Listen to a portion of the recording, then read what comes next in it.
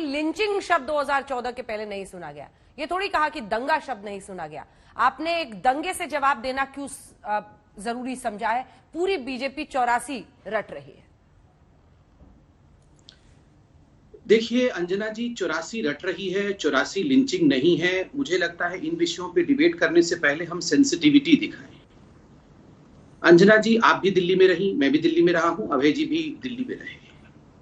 84 के दंगों में मैं आज पढ़ रहा था, जिस प्रकार की इनसेंसिटिविटी माओं के सामने, पत्नियों के सामने, उनके भाइयों, उनके पतियों को घसीट के लाया गया, टायर डाला गया, उनके सामने जिंदा जला दिया गया, मार मार के खत्म कर दिया गया, पगड़ी उछाली गई, पगड़ियों में आग लगाई गई, सिखों के ऊपर जिस प्रकार का कत्लेआम किया गया, मुझे लगता है पूरे विश्व में, पूरे हिंदुस्तान में इससे पहले इस प्रकार का दृश्य कभी विश्व ने देखा नहीं होगा, हिंदुस्तान ने देखा नहीं।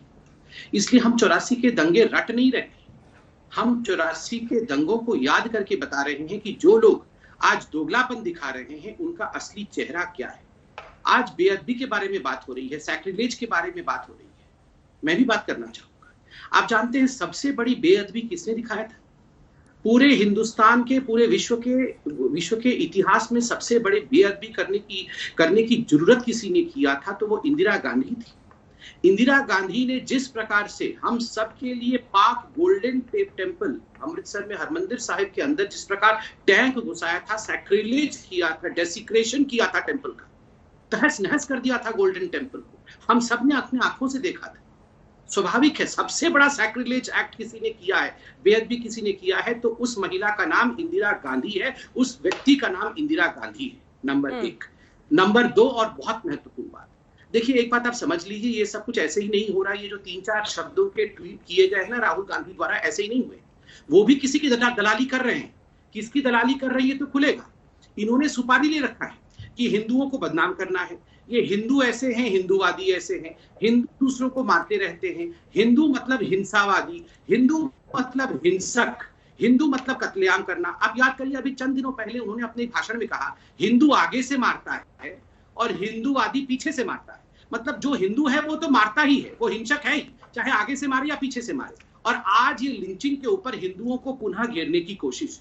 मैं आज पूछना चाहता हूं, वो केरल से, वायनाड से सांसद है, कुछ दिनों पहले उनके क्षेत्र में रंजीत नामक एक हमारे आरएसएस के कार्यकर्ता के घर में घुस करके इसी रविवार को सुबह सुबह चाकू गोद करके उसे मार दिया। हाँ। उससे ठीक है 1 महीने पहले अपनी पत्नी के साथ एक आरएसएस का कार्यकर्ता जिसका नाम संजीत था, संजीत जा रहा था, उसको उसकी पत्नी के सामने गोद के मार दिया गया। क्यों?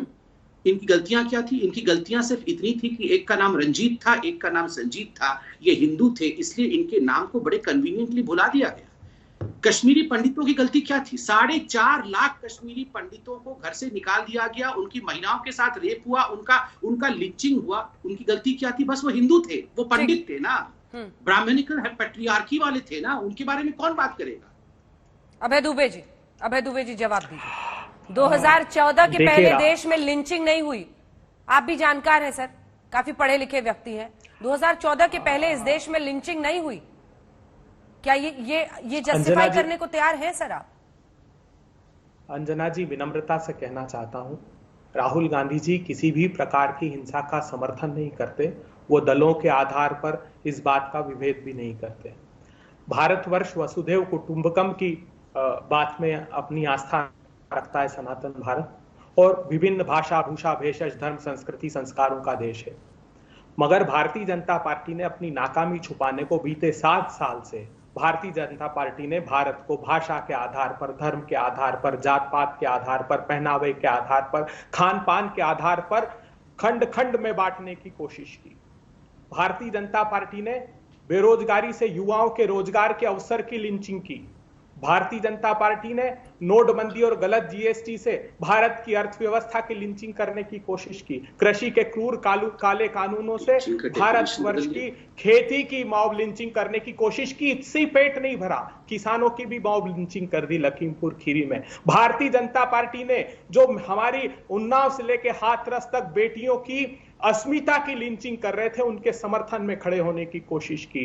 भारतीय जनता पार्टी ने जो चीन भारत की सीमा में घुसकर भारत की संप्रभुता की लिंचिंग कर रहा था, आंख बंद करके कह दिया कि ना वहां कोई आया है ना घुसा है, उसके समर्थन में खड़े होने की कोशिश की। अरे मुझे बताइए, जो भारतवर्ष का धर्म गाय की पूजा का प्रवर्तन करता है वो किसी की नृशंस हत्या का समर्थक कैसे हो सकता है? भारतीय जनता पार्टी के संविधान की शपथ खाने वाले मंत्री अगर हत्या के धर्म गाय के नाम पर की गई हत्या के आरोपियों को सजा याफ्ता होने के बाद अगर गले में माला पहनाए तो क्या कहा जाएगा?